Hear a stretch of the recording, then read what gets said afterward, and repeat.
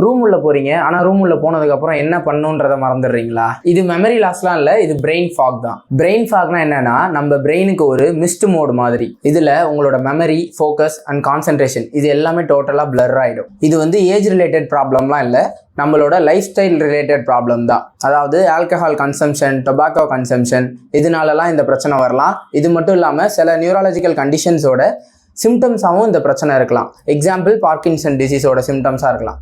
இது எல்லாம் மட்டும் இல்லாமல் லேட் நைட் ஸ்க்ராலிங், அதனால உங்களோட மெலட்டோனின் செக்ரீஷன் குறையுது. ஸோ கரெக்டான ஸ்லீப்பிங் இல்லாததுனால இந்த பிரச்சனை வரும்.